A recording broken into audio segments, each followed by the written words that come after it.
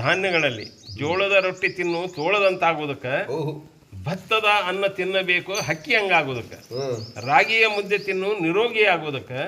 ಸಜ್ಜೆಯ ರೊಟ್ಟಿ ತಿನ್ನು ರೋಗ ಹೋಗೋದಕ್ಕೆ, ಗೋಧಿಯ ಕಣಕ ತಿನ್ನು ಗಟ್ಟಿ ಆಗೋದಕ್ಕೆ,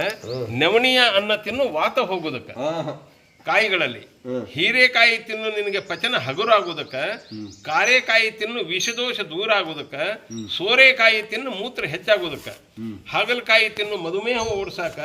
ತಾರೆಕಾಯಿ ತಿನ್ನು ನಿದ್ದೆ ಸರಿಯಾಗಿ ಬರೋದಕ್ಕೆ, ಅವರೆಕಾಯಿ ತಿನ್ನು ನೀನು ತೂಕ ಹೆಚ್ಚಾಗೋದಕ್ಕೆ.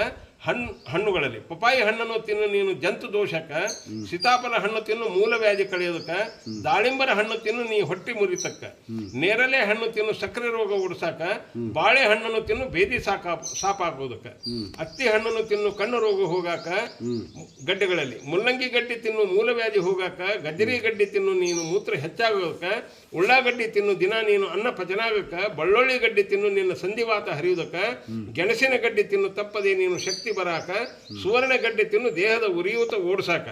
ಸೊಪ್ಪುಗಳಲ್ಲಿ ಹತ್ತರಿಕೆ ಸೊಪ್ಪು ತಿನ್ನು ಕಣ್ಣು ಹೊಳಪಾಗುವುದಕ್ಕೆ, ಪುಂಡಿಯ ಸೊಪ್ಪನ್ನು ತಿನ್ನು ತಿಂಡಿ ಹೋಗೋದಕ್ಕೆ, ಮೆಂತೆಯ ಸೊಪ್ಪು ತಿನ್ನು ಹಾಲು ಹೆಚ್ಚಾಗೋದಕ್ಕೆ, ಸಬ್ಬಸಿಗೆಯ ಸೊಪ್ಪು ತಿನ್ನು ಬಂಜೆ ನಿವಾರಿಸೋದಕ್ಕೆ, ಕೊತ್ತಂಬರಿಯ ಸೊಪ್ಪು ತಿನ್ನು ರಕ್ತ ಶುದ್ಧ ಆಗೋದಕ್ಕೆ, ಕರಿಬೇವಿನ ಸೊಪ್ಪು ತಿನ್ನು ಉಂಡದ್ದು ಪಚನಾಗಕ್ಕೆ.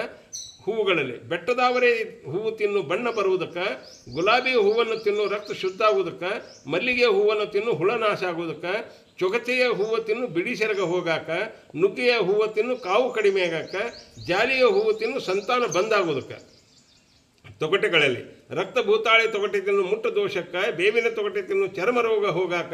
ಲಕ್ಕಿಯ ತೊಗಟೆ ತಿನ್ನು ಸರ್ವರೋಗ ಬಾರದಕ್ಕೆ, ದಾಲಚಿನಿ ತೊಗಟೆ ತಿನ್ನು ರಕ್ತ ಬದ್ದಾಗುವುದಕ್ಕೆ, ಚಿತ್ರಮೂಲ ತೊಗಟೆ ತಿನ್ನು ಕಾಮಾಲೆ ಸುಡಾಕ, ಅರ್ಜುನ ತೊಗಟೆ ತಿನ್ನು ಹೃದಯ ಗಟ್ಟಿ ಆಗೋದಕ್ಕೆ. ಹಣ್ಣುಗಳಲ್ಲಿ ಕೊಬ್ಬರಿ ತಿನ್ನು ಕೊಬ್ಬ ಹೆಚ್ಚಾಗೋದಕ್ಕೆ, ಕೇರು ಬೀಜ ತಿನ್ನು ಪಿನಿಸಿ ರೋಗ ಹೋಗಾಕ, ಜಾಜಿಕಾಯಿ ತಿನ್ನು ಮಲಮೂತ್ರ ಬಂದಾಗೋದಕ್ಕೆ, ಅರಿಶಿಣ ತಿನ್ನು ನೀನು ಜೀವನದ ಹರ್ಷದ ಇರೋಕೆ,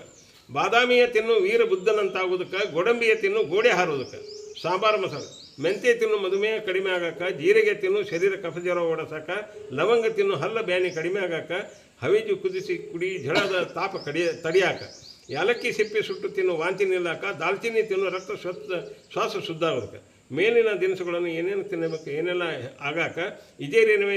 ರಮೇಶ್ ಮಹೇಂದ್ರಕರ ಸ್ವಾಸ್ಥ್ಯ ಪರಿಸರ ಚಿಂತಕ